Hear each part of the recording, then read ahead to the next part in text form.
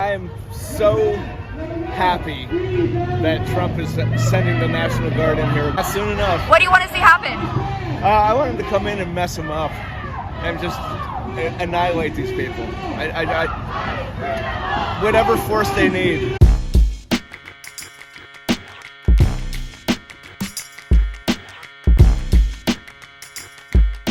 A special report from Oregon. 2 protests. The Portland divide. Is there room for both? Yes, the Guard is on its way. But yes, peaceful resistance is possible. And yes, the governor, the mayor, and the city support them still. What's up, YouTube? Drill Sergeant here.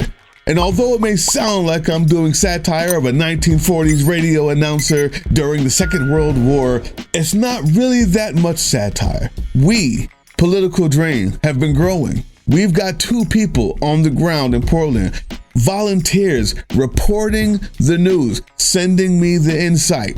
I'm going to give you their names. One refers to himself as OR Peace Dude.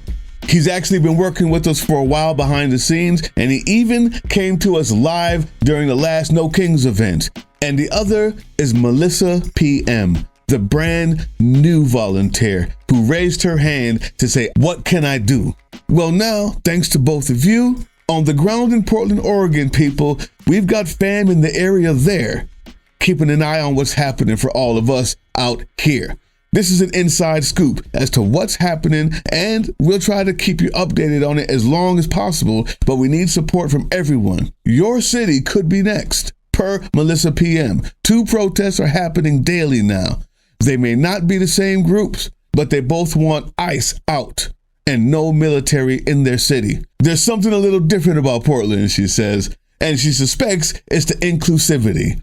From the start of the 2025 protests, there have been 2 different protests going on. I don't know if you knew that, okay? Not to be left out, there's the guys at the Tesla protest doing a great job as well. Facts, though. But the main 2 protests have been, the first, the major protests with thousands of people attending along with Waterfront and sometimes starting at the Federal Building or Pioneer Square. Those have been sponsored and supported by the larger organizations like 5051, the Women's March. These groups have had several infrequent major protests in the past, like No King's Day, but they're beginning to be a daily occurrence. These protests are important, and they are aimed at people with children, family, disabilities, anyone who can risk too much bodily harm, arrest, or gas exposure. But the second, and here we go, the second smaller protest is the one at the ICE facility. They're not scared, even after being called a war-ravaged city by the President of the United States, with all of the force of the state behind his words. They're not scared. They're still there. And no, it's not a riot. Because if you see what some of these people are saying, this is what they call a riot. In Portland, Oregon, complete mayhem, chaos, anarchy. I'm going to show you some crazy footage of what's going on outside the ICE facility in Portland. Check it out. Are you a riot here? I don't see no riot here.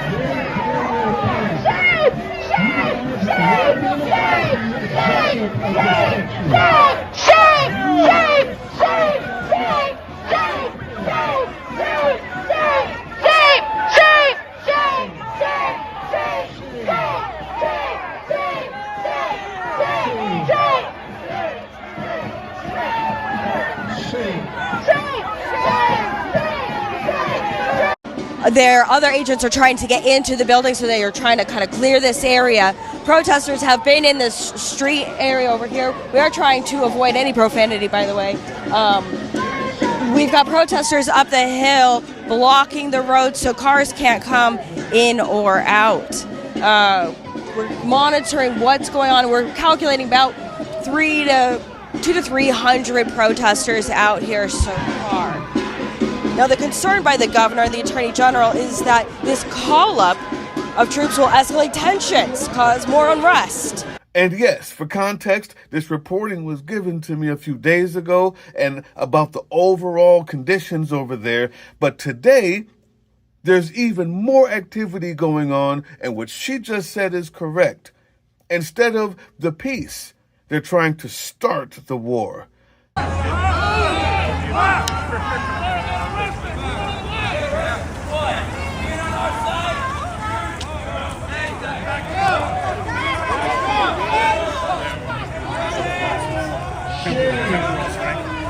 Hey, to the side!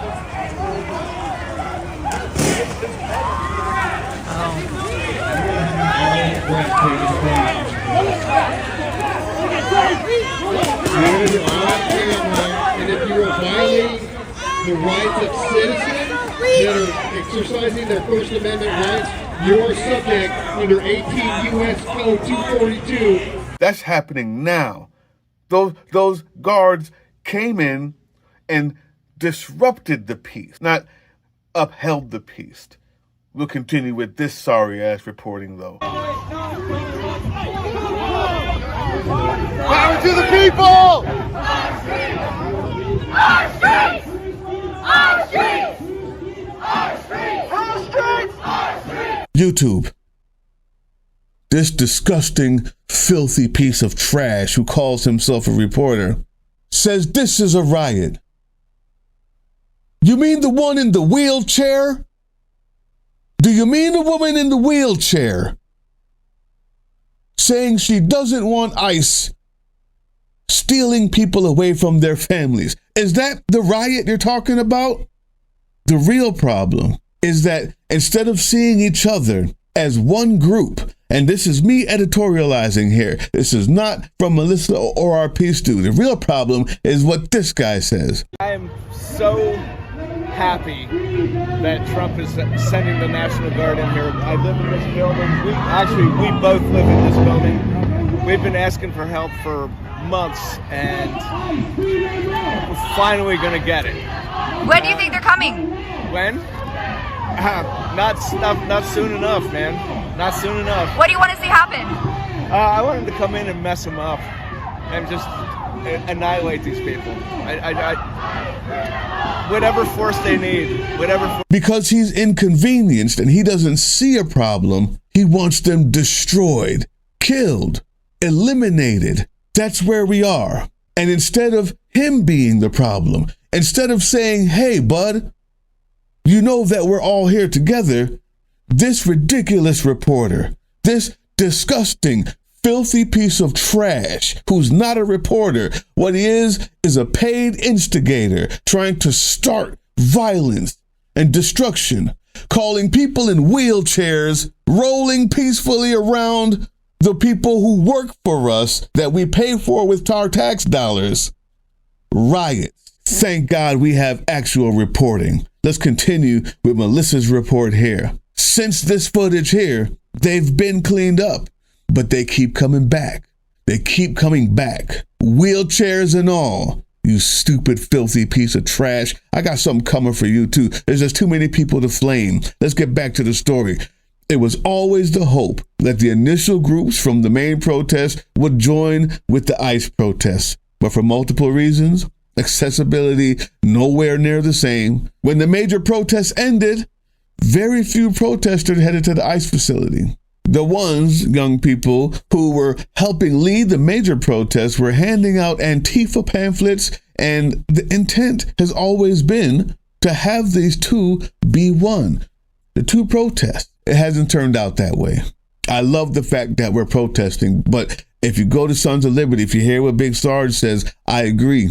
Direct action is necessary. Marching around, holding the signs, showing the world and the president and this administration that we're not gone is important. But direct action to cause change, direct action, meeting the people where they are, in their office, at the facility, hindering their movement is now necessary. I wish those two could become one over there, guys. You have the people there in Portland. Can you imagine?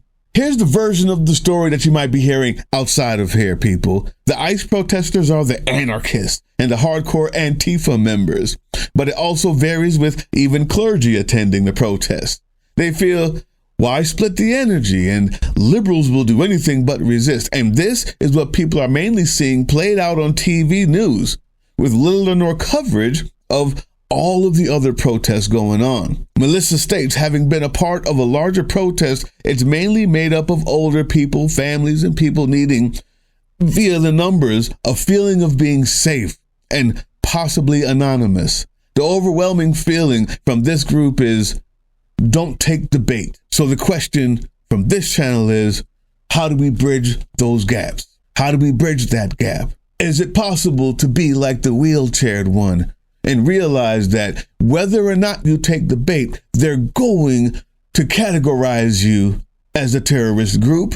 So you might as well join and fight where it matters. And by fighting, I mean, if she can do it, then yeah, you can do it and not take the bait. Yeah, you can be nonviolent and still stand your ground in the same place with the supposed Antifa members. Thanks to this reporting, I now know what to call on in Portland, and I hope that you're hearing me. To continue, currently Portland's mayor, the governor, and city council, along with the police people, are all siding with the protesters. If we lose that support with 200 guardsmen on the way, we may be looking at martial law. As it looks like Nazi Pete has overrode Governor Tina Kotek after her stating in a press release that she had no intention of using the Oregon National Guard at this time. Defense Secretary moves to federalize 200 Oregon National Guard members for Portland deployment. Now I'm going to put that memo here. You can read what it says. But here's the whole other side. Here is the non-satirical 1940s voice. Despite what Trump says, despite what the cankled one says and spits out of his fat fingers onto his lie central, the truth is, for the most part, things look completely normal in Portland, even with the war-ravaged Antifa. There's one ICE facility, and they're there. But Portland, it's normal. And what's normal for Portland is music, excellent food, okay? Premium weed, and a touch of rain. Maybe more than a touch. Yeah, Saturday market, and people out walking their dogs. All the cats have been eaten already. My point is, this city is not perfect, but it's not the hellscape that Trump is making it out to be. And in no way, shape, or form is it anywhere close to that. And even when those two sides join and meet each other where the fight is, it still wouldn't even come close to resembling war ravaged. If you remember on a video I did a few days ago, I showed videos of what it looks like in Ukraine. We had people on the ground there helping out. Direct action. Again, that's what we're about at a Political Drain, because we put our money where our mouth is. We're out there helping people, and we're out there fighting back with direct action. And if you're in Portland, you can be about that direct action. Don't allow the 200 troops or the threats of authoritarian rule stop you from standing strong where you belong, where you have the right to. Do not obey in advance. Make them make you. This report here, co-authored by the two I mentioned before, believe that their feelings express what the majority of the city wants, which is to support Antifa, anti-fascism, and those at the ICE facility with peaceful resistance that maintain support from those we've elected. They need the U.S. to be good citizens in order for them to show the rest of the U.S. who we are.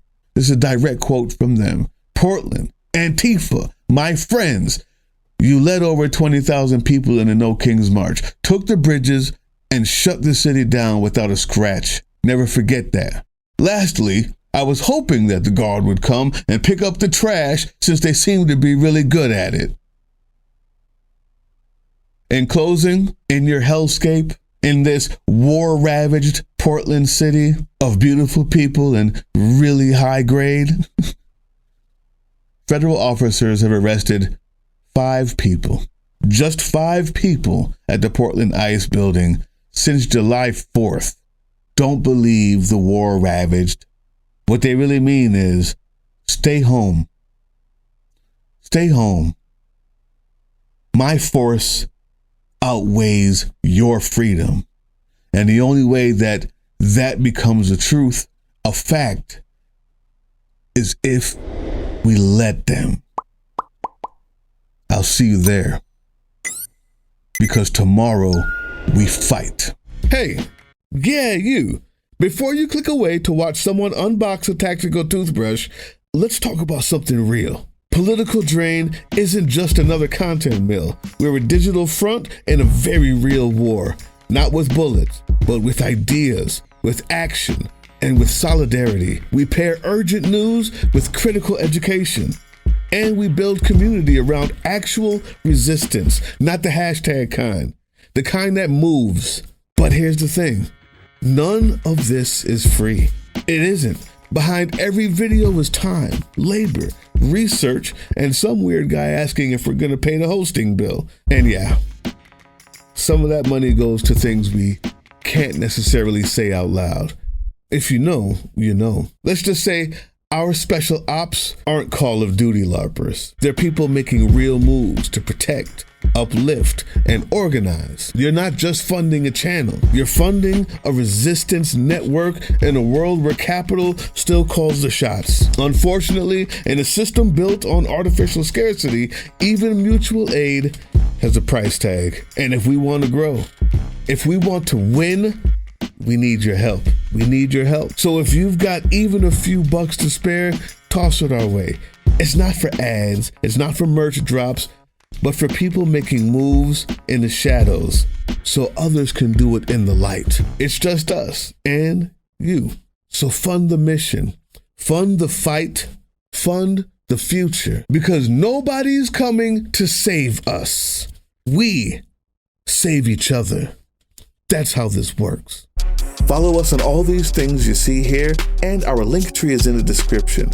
Maybe even get some merch.